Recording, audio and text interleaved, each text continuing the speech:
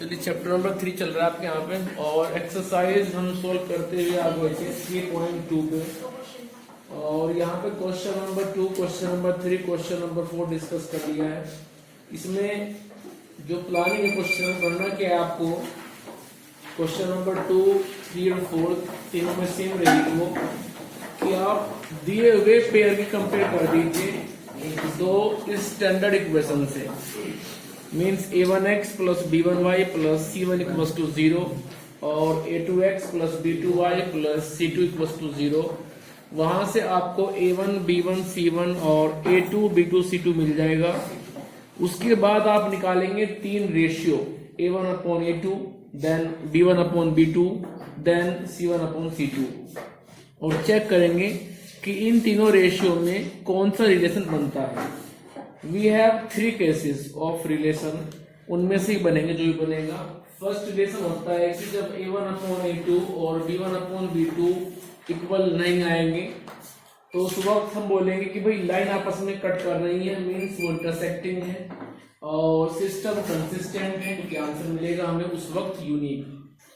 हो सकता है कि a1 अपॉन a2 और b1 अपॉन b2 बराबर हो जाए, इट इज सेकंड केस। तो जब a1 अपॉन a2 और b1 अपॉन b2 सेम हो जाएगा तब हम बात करेंगे third ratio c1 upon c2 की भी। अब हो सकता है कि वो इनके बराबर हो और हो सकता है कि वो इनके बराबर न भी हो। तो यहाँ पे फिर केस बनेगा सेकंड कि a1 upon a2 is equals to b1 upon b2 is equals to c1 upon c2। जब वो इक्वल हो गया तब की बात है। तो हम कहेंगे कोई लाइन आपस में कोइंसिडेंट है, वो एक दूसरे के ऊपर ओवरलैप कर रही है और इस केस में आंसर मिलेंगे हमें इनफाइनाइट और सिस्टम बनेगा कंसिस्टेंट। इसके बाद होता है मेरे पास कि जब first ratio a1 upon a2, second ratio b1 upon b2 बराबर हो गए हैं, लेकिन third ratio c1 upon c2 equal नहीं है, तो हम इस केस में लिखेंगे भी हमारे पास में कोई भी सॉल्यूशन नहीं है, क्योंकि इस केस में लाइन आ जाएंगी पैरेलल, तो सिस्टम बनेगा फिर इनकंसिस्टेंट। तो क्वेश्चन नंबर 2, 3, 4 आप कर लेना, कोई प्रॉब्लम हो तो कल आगे मेरे से पूछ लेना। अभी चलते हैं क्वेश्चन नंबर 5 जो कि एक कॉलम दी हुई है उस पे। क्वेश्चन नंबर 5 क्वेश्चन तो आसान ही है बट थोड़ी सी जो लैंग्वेज है वो थोड़ा डिस्टर्ब करती है। क्वेश्चन नंबर 5 हम ध्यान से पढ़िए। क्वेश्चन नंबर 5 वो कह रहे हैं half the perimeter of rectangular garden. एक बात स्टार्ट हुई हाफ से लेकर गार्डन तक, फिर कोने के बाद जो बात स्टार्ट हुई है वो कोई दूसरी बात है। उसके बाद में जब ये बात रुकी तो जाके रुकती है फिर कोमा पे। फिर जो कोमे के बाद लिखा है इज 36 मीटर, तो ये पहली बात का आंसर है। ठीक है, अब बड़े ध्यान से वो कह रहे हैं half the perimeter of garden. एक हमारे पास में गार्डन है, गार्डन की शेप रेक्टेंगुलर टाइप है, उसका पेरीमीटर निकालते हैं वो, उसका हाफ करते हैं तो उनको मिलता है 36 मीटर। जो इस लाइन के सबसे बाद में लिखा है 36 मीटर वो उनकी पहली बात का आंसर है। एक गार्डन है रेक्टेंगुलर टाइप है, उसका पेरीमीटर वो निकालते हैं। पेरीमीटर क्या होता है 2 times of length plus breath, ये होता है। तो जब उन्होंने उस गार्डन का पेरीमीटर निकाला, उसका हाफ किया तो मिलता है 36। फिर वो कह रहे हैं हुज लेंथ, उस गार्डन की length 4 metre more than its breadth, यानी कि विड्थ। गार्डन की लेंथ उसकी विड्थ से 4 ज्यादा है, ये उनकी दूसरी बात है। ठीक है, तो हम क्या करेंगे फिलहाल मान लेते हैं कि वो गार्डन जब रेक्टेंगल टाइप है तो उसकी लेंथ मान लेता हूं x और ब्रेथ मान लेता हूं y। उन्होंने पहली बात में कहा कि पेरीमीटर का हाफ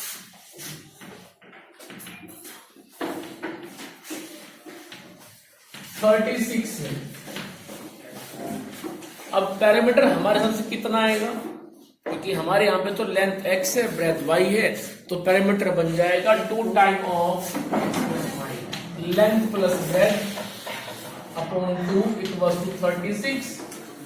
रखिए लेंथ और ब्रेथ की वैल्यू, तो आ जाएगा 2 time of x plus Y upon 2 equal to 36, 2 से 2 कट जाएगा तो आएगा x plus Y equal to 36, पहली इक्वेशन। यहां तक कोई प्रॉब्लम है? अब इसके बाद में उन्होंने दूसरी बात कही, क्या कि इस गार्डन की जो लेंथ है मींस x, वो ब्रेथ y से 4 ज्यादा है, यानी कि ब्रेथ में 4 ऐड करेंगे तो वो लेंथ के बराबर आ जाएगा। गार्डन की लेंथ x ब्रेथ y से 4 ज्यादा है, it means x equals to y plus 4। तो ये बन जाएगी हमारी दूसरी equation, x equals to y plus 4। ऐसा वो कह रहे हैं क्वेश्चन में कि लेंथ वो ब्रेथ से 4 ज्यादा है। ठीक है, अब इसको ट्रांसफर करो y को इधर, x minus Y equals to 4, ये बन गई दूसरी इक्वेशन। तो अब इन दोनों को आप सोल्व कर लीजिए, मेथड यूज कर लो एलिमिनेशन, क्योंकि एग्जाम में ऐसे नहीं कहेंगे कि मेथड आप ये यूज करो, उसे पूछेंगे आपसे इसकी लेंथ और ब्रेथ। तो उठा करके फर्स्ट इक्वेशन को यहाँ पे रखो और इनको आप सीधे ऐड कर दो, तो y से y कट जाएगा बिकॉज कोफिशिएंट सेम है 1 1। तो x आ जाएगा 2x इक्वल टू 36, 4 बनेंगे 40 और x आ जाएगा 20। लेंथ आ चुकी है 20। अब उठा करके ये x की वैल्यू इन दोनों इक्वेशन में से किसी एक इक्वेशन में x के प्लेस पे रख दीजिए। तो फर्स्ट में रखते हैं x के प्लेस पे। फर्स्ट मेरे पास में है x plus Y equal to 36, रखिए x की value. So 20 plus Y equal to 36 and y equal to 36 minus 20, result is 16। जब क्वेश्चन हो जाए तो यहां पे इसको छोड़ के मत आना। 40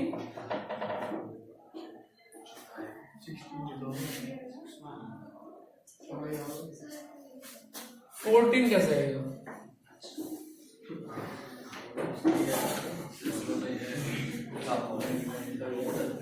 अब सुनो, एग्जाम में क्या करना है, जाने से पहले उन्होंने आपसे एक्स वाई नहीं पूछे हैं, उन्होंने पूछा है कि गार्डन की लेंथ क्या है, ब्रेथ क्या है। तो उनको हिंदी में बता करके आना है कि length equals to length x equals to 20 centimetre या मीटर, जो भी बुक में दिया हुआ है, और ब्रेथ इक्वल्स टू 16। ऐसे लिख करके आना है। कभी एग्जाम में एक्स वाई लिख करके चले आओ, क्योंकि एक्स वाई तो हमने खुद एज्यूम किया है क्वेश्चन सोल्व करने के लिए। एक्स वाई उन्होंने क्वेश्चन में दिया था, तो जैसे वो दे रहे हैं वर्ड प्रॉब्लम, ऐसे उनका आंसर भी दे करके आना है बाद में कि लेंथ ये है और ब्रेथ ये है। कभी एक्स वाई में छोड़ जाओ, वो आधार में काफी आपका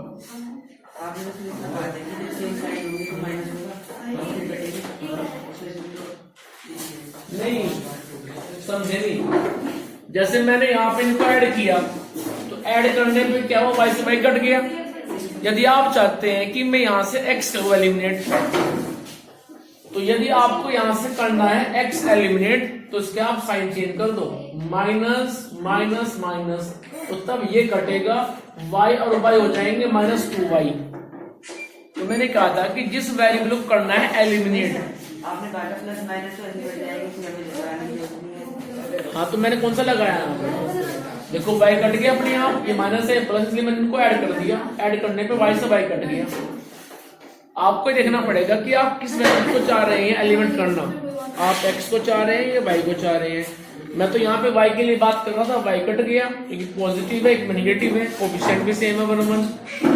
बट यदि आपको y नहीं कट करना है, आपको x कट करना है, तो आप यहाँ पे साइन चेंज कर दो, माइनस माइनस माइनस, अब y नहीं कटेगा, अब x कट जाएगा और ये हो जाएंगे फिर -2y, माइनस वाई को मिल जाएगा -y, तो यहाँ से y निकल जाएगा। फिर y को निकाल करके यहाँ पे रख दो, फिर x निकल जाएगा।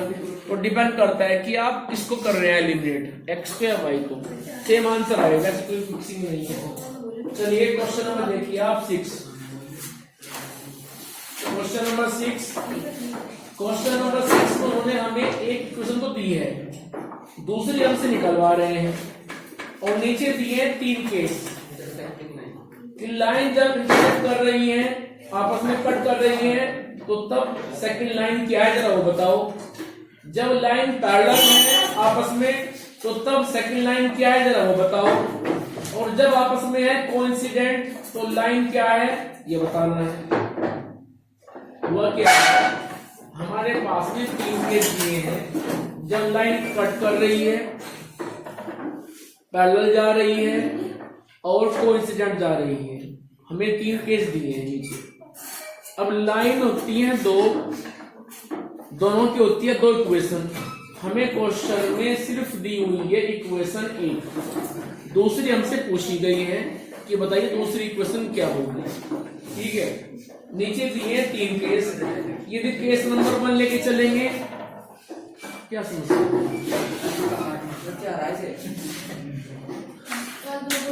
हमारे पास में 3 केस हैं। वो कह रहे हैं कि जब लाइन आपस में कट कर रही है, तो तब सेकेंड लाइन क्या होगी जरा वो बताओ। जब आपस में पैरेलल होंगी वो दोनों, तो सेकेंड लाइन की इक्वेशन क्या होगी जरा ये बताइए। तो चलिए जरा यहां पे हम यूज करेंगे हम कंडीशन।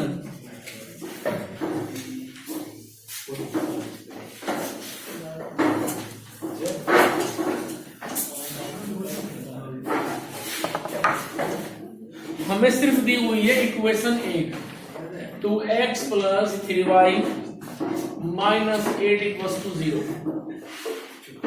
अब सुन लो, जब केस हमारे पास पहला होगा मीन्स इंटरसेक्टिंग लाइन।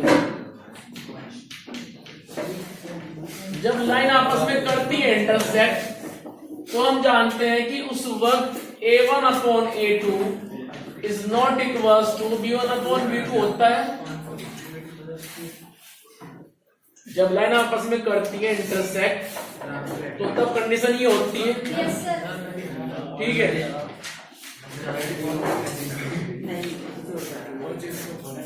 अरे तो चलता रहेगा। अरे पता नहीं मुझे क्या आ गया। यहाँ पे जब लाइन आपस में करेंगी इंटरसेक्ट, तो तब केस ये होता है कि A1/A2 B1/B2 इक्वल नहीं होते हैं। अब प्रॉब्लम ये है कि हमें A1 मालूम है, B1 मालूम है, और जिनकी हम बात कर रहे हैं A2 और B2 अपॉन है, वो हमें मालूम नहीं है, क्योंकि A2 और B2 आते हैं दूसरी इक्वेशन में कोफिशिएंट ऑफ x और कोफिशिएंट ऑफ y। तो आप इसको देख करके ऐसी दूसरी इक्वेशन बनाओ अपने हिसाब से कि जब हम A1/A2 निकालें, B1/B2 निकालें, तो वो इक्वल न आए। खुद बनानी है हमें इक्वेशन ऐसी कि हम ऐसी इक्वेशन बनाएं कि जब A1/A2 निकालें, B1/B2 निकालें, वो आपस में सेम ना आए। ठीक है, तो बना लीजिए आप कुछ भी, जैसे कि 6x + 8y - 16 = 0। लिख लीजिए आप। 2/6 1/3 आएगा, और 3/8 अपने आप में 3/8 है, दोनों सेम नहीं है। इट मींस ये दोनों आपस में कट करेंगे।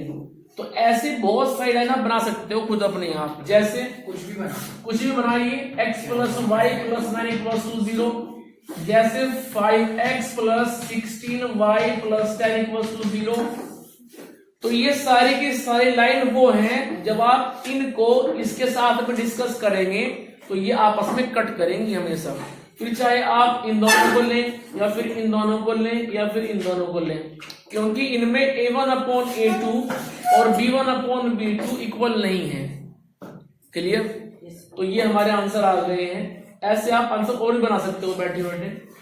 अब चलते हैं केस नंबर 2। केस नंबर 2 क्या है कि जब लाइन आपस में होंगी पैरेलल।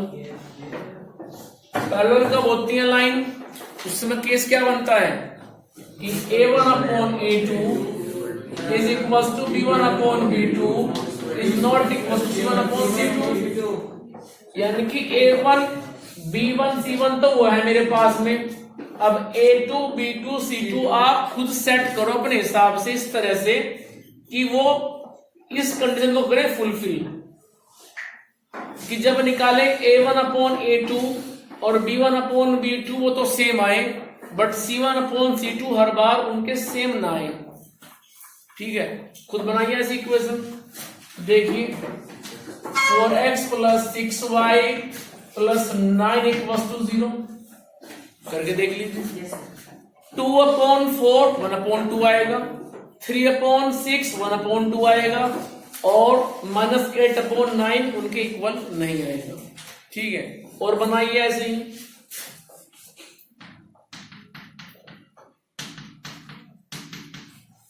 ये देख लीजिए 2/8 1/4 आएगा, 3/12 1/4 आएगा, और -8/10 वो उनके इक्वल नहीं आएगा। ठीक है, तो जब आप उसको लेके चलोगे इसके साथ या फिर इसके साथ, कंडीशन ये बनेगी, इट मींस लाइन हो जाएंगी फिर पैरेलल। ठीक है, अब आइए थर्ड केस। थर्ड केस है कोइंसिडेंट। क्या होता है कोइंसिडेंट? जब वो तीनों ही सेम हो जाए, मींस A1/A2 = B1/B2 = C1/C2, तीनों को सेम करना है। तो देखिए आप उसको देख करके बनाओ ऐसी इक्वेशन कि जब आप A1/A2 निकालें, B1/B2 निकालें, C1/C2 निकालें, वो हर बार सेम आए। तो उस पूरी इक्वेशन को आप मल्टीप्लाई कर दो 2 से, तो बन जाएगा 4x + 6y - 6 = 0। अब देखो 2/4 1/2, 3/6 1/2, -8/- 16 1/2, और बनाइए उसे मल्टीप्लाई कर दो 4 से। 8x + 12y - 32, उसको मल्टीप्लाई कर दीजिए आप 5 से। 10x + 15y - 40 = 0। तो ये सारी के सारी वो इक्वेशन है, जब आप इनको 1 by 1 उसके साथ डिस्कस करोगे तो हमेशा ये कोइंसिडेंट हो जाएंगी। ठीक है, तो ऐसे आप बना सकते हो अपने यहां। चलिए आगे, इसके बाद बात करते हैं क्वेश्चन नंबर 7 की। क्वेश्चन नंबर 7 क्वेश्चन अच्छा है। वो कह रहे हैं इसमें draw the graph of equation, हमें दी हुई है 2 इक्वेशन, x - y + 1 = 0 और 3x + 2y - 12 = 0। उसके बाद कह रहे हैं determine the coordinate of the vertex of the triangle formed by these line and the x axis and set the triangular region. अब सुनो क्वेश्चन की कहानी क्या है।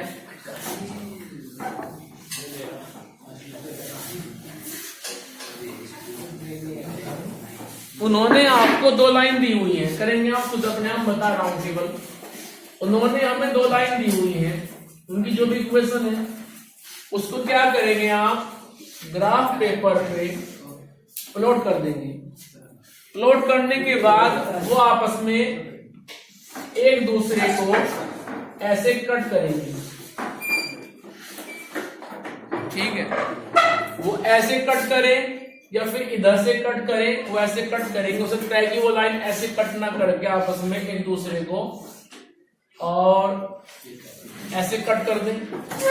ठीक है, मतलब आपको जो लाइन 2 दी हुई है, जब उनका आप ग्राफ ड्रॉ करेंगे तो आपस में वो कहीं ना कहीं कट करेंगे एक दूसरे को।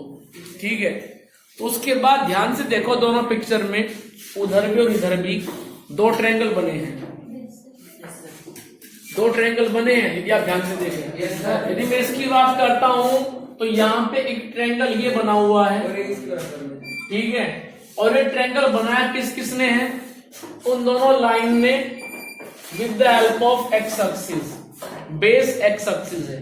ठीक है, तो वो पूछ रहे हैं आपसे इस तरह का ट्रायंगल जो बन रहा है उसके वर्टेक्स। तो वर्टेक्स एक तो हो गया मेरे पास में ये पॉइंट, एक वर्टेक्स ये, एक वर्टेक्स ये। ट्रायंगल में जो बनते हैं 3 कॉर्नर उनको बोलते हैं वर्टेक्स। तो वो आपसे जानना चाह रहे हैं कि ये जो 3 वर्टेक्स बने हैं इनका आंसर क्या है। तो ये तो हो जाएगा 0 0, मीन्स ओरिजिन है। इसको आप ग्राफ से रीड कर लेंगे कितना दूरी कट हुआ है, क्योंकि ये पॉइंट एक्स एक्सिस पे है तो इसमें क्या होगा, वाई पार्ट 0 होगा। ध्यान रखना है जब कोई पॉइंट एक्स एक्सिस पे होता है तो उसमें वाई पार्ट 0 होता है, और जब कोई पॉइंट होता है वाई एक्सिस पे तो उसमें एक्स 0 होता है। जैसे आपसे पूछा जाए कि भाई 06 कहाँ होगा, तो 06 अपने आप में होगा वाई एक्सिस पे, क्योंकि इसमें x 0 है, ठीक है, और होगा ये 6 डिस्टेंस पे इधर। आपसे पूछा जाए भाई 7,0 कहाँ होगा, तो ये पॉइंट हो जाएगा फिर x एक्सिस पे at a distance of 7 unit from the origin. जब आप 7 चलेंगे इधर तो ये पॉइंट इधर होगा x एक्सिस पे। तो ध्यान रखना है जब ये वर्टेक्स लाई कर रहा है x एक्सिस पे तो उसमें y पार्ट 0 होगा, और रही बात x की, उसको आप यहां से कर लेंगे रीड। जितना डिस्टेंस यहाँ पे होगा उसको यहाँ पे लिख देना है, 5 है तो 5, 4 है तो 4, तो बन जाएगा 4,0 या 5,0 जितना भी आएगा। रही बात इसकी, तो इसको भी आप ग्राफ से कर लेंगे रीड। कैसे करेंगे मैं बता रहा हूं।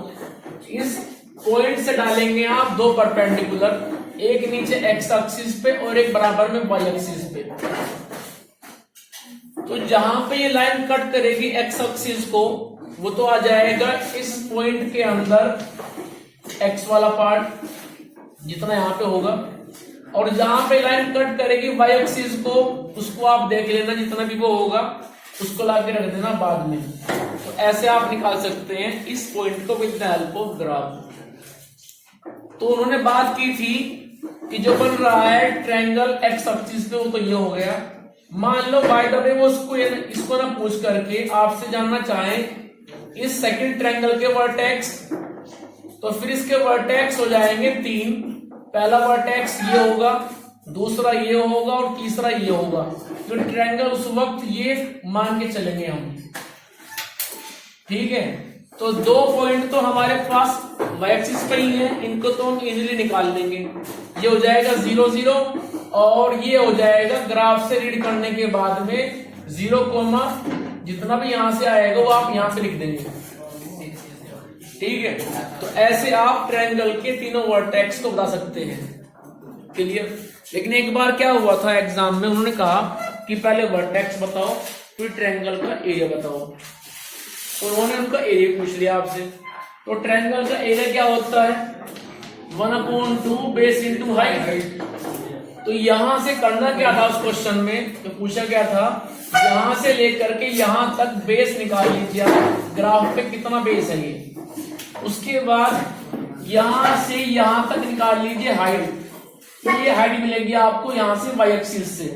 तो इसके बराबर में यहां पे चेक करना था कि डिस्टेंस कितना आ रही है, तो ये बन जाएगी उस ट्रायंगल की हाइट। उसके बाद उस हाइट को और उस बेस को फॉर्मूले में रख करके निकाल लेना था एरिया, ठीक है। मान लो आपसे पूछा करते हैं उस ट्रायंगल का एरिया, तो फिर कैसे करोगे। इस ट्रायंगल का बेस क्या है, क्या मैटर है। अभी पिछले लेसन में मतलब जो है बहुत कुछ हुआ, आप भी बच सकते हैं। आराम से मेरी बात सुन लिया करो, जो भी अपनी एक्टिविटी करनी है जाने के बाद कर लेना, 5 मिनट लेंगे आपको, लेकिन बीच में डिस्टर्ब ना किया करो बस। ये जो ट्रायंगल है हमें निकालना है इसका एरिया, तो हम निकालेंगे इस ट्रायंगल का बेस यहां से यहां तक, और फिर निकालेंगे इस ट्रायंगल की हाइट ये, ठीक है। ये हाइट उतनी होगी जितनी नीचे यहाँ पे एक्स एक्सिस पे होगी। तो आप इसके नीचे यहाँ पे एक्स एक्सिस पे आ जाएंगे और इसको आप रीड कर लेंगे ग्राफ से, जितना ही डिस्टेंस होगी उतना ही ये हो जाएगी। ला करके फॉर्मूले में रख देना है बेस और हाइट को, तो उसका एरिया आ जाएगा। उसके बाद यदि हम बात करें यहाँ पे, तो यहाँ पे जो ट्रायंगल बना है एक्स एक्सिस पे, वो बना है ये, जो बहुत ही छोटा सा ट्रायंगल बना है, और यहां से आप निकाल सकते हैं इसका बेस और इसकी हाइट। यदि हम बात करें वाई एक्सिस पे बना ट्रायंगल की, तो वो ये बना हुआ है।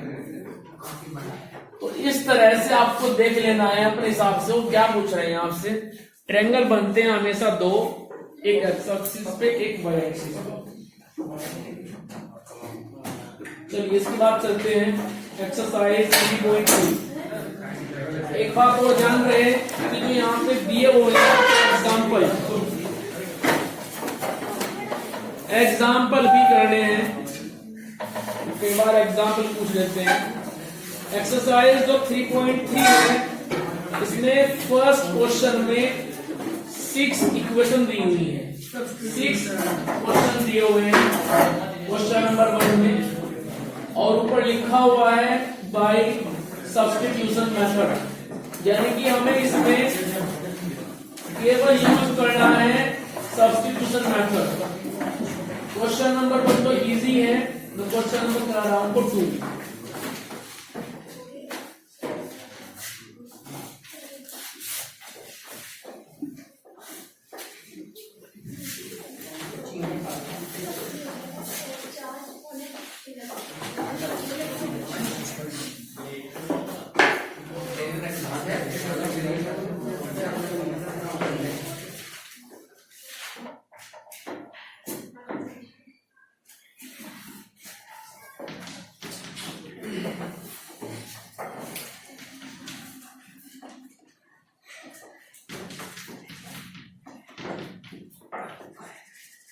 ये मुझे दी हुई है 2 क्वेश्चन, सॉरी 2 क्वेश्चन दी हुई हैं।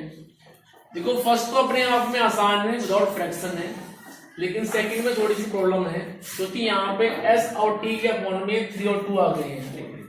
तो एक आसान सा रास्ता है कि आप इनका एलसीएम ले लीजिए, लेकर के एलसीएम को आप सोल्व कर लीजिए। इन दोनों का एलसीएम आएगा 6, 3 2 जा 6, 2 इंटू एस बनेगा 2s और बनेगा फिर 3t इक्वल्स टू 6 को मान लीजिए आप 6/1। अब करेंगे क्रॉस मल्टीप्लीकेशन, तो आएगा 2s plus 3t equals to 36। ये बन गई दूसरी इक्वेशन और पहली मेरे पास ही है। तो जब तक इसको आप सिंप्लीफाई नहीं करेंगे तब तक क्वेश्चन नहीं हो पाएगा। मैं तीसरी बार रुक रहा हूं पढ़ाते हुए, और मैं कई बार बोल चुका हूं, मैं कल ही बोला था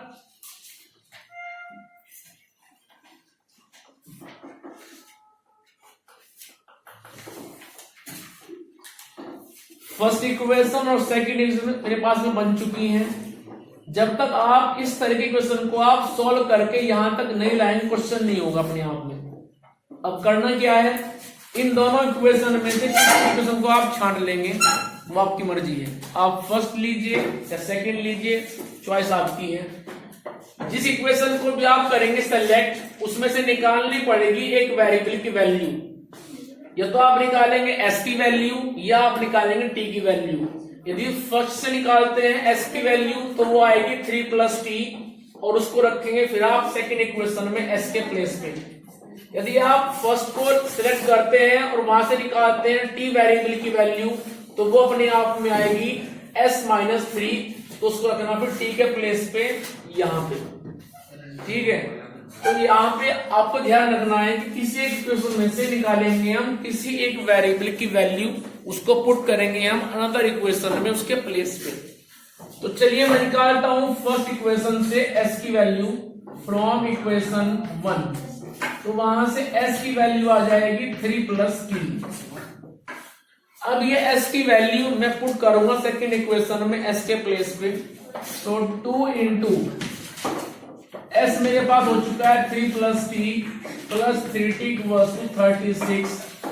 तो बनेगा 2 3 जा 6 + 2t equals to plus 3t equals to 36। तो यहां से आएगा 6 + 5t equals to 36 and 5t equals to 36 minus 6 result is 30। हमें तो t चाहिए न कि 5t, तो t निकालने के लिए हम कर देंगे डिवाइड 5 से, 30/5, तो रिजल्ट इज 6। तो t की वैल्यू आ चुकी है 6। अब ये t की वैल्यू या तो आप यहां पे रखिए ऐसे मिल जाएगा, या फिर आप यहां पे रखिए या फिर आप यहां पे रखिए। तो उसको मैं रख रहा हूं फिलहाल फर्स्ट इक्वेशन में। तो लिखना पड़ेगा put the value of t into equation 1।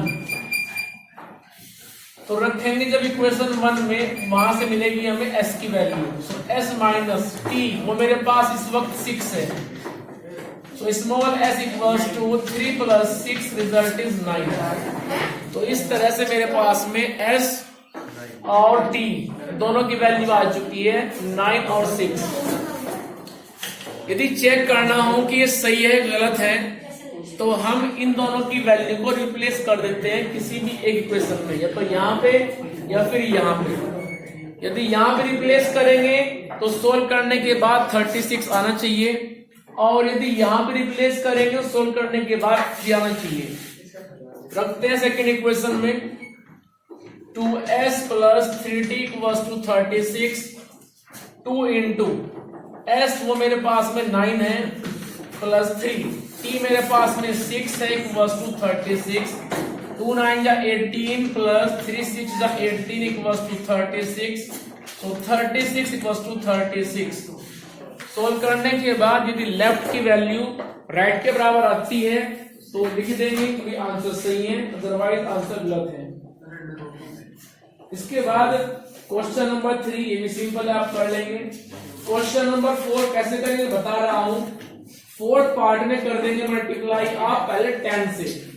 First equation और सेकंड इक्वेशन दोनों में आप मल्टीप्लाई करेंगे 10 से। वो क्यों करेंगे? क्योंकि यहाँ पे ये 0.2, 0.3, 1.3 दिए हुए हैं।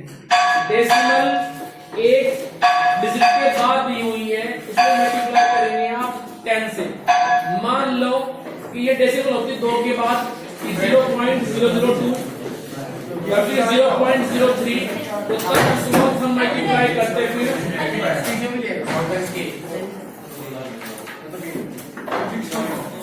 यदि डेसिमल होगी 2 डिजिट के बाद में तो हम मल्टीप्लाई करेंगे उसको 100 से, ठीक है। तो फोर्थ में क्या करेंगे, हम मल्टीप्लाई करेंगे। तुम खड़े क्यों हो गए, क्या बोल रहे हो? तो नीचे बैठ जाओ फिर, मैं तो समझा रहा हूँ, नीचे बैठ जाओ। किसको नहीं तो मुझे बोल जाए।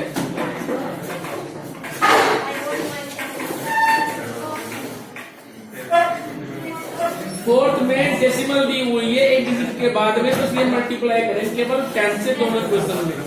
तो जब 10 से मल्टीप्लाई कर देंगे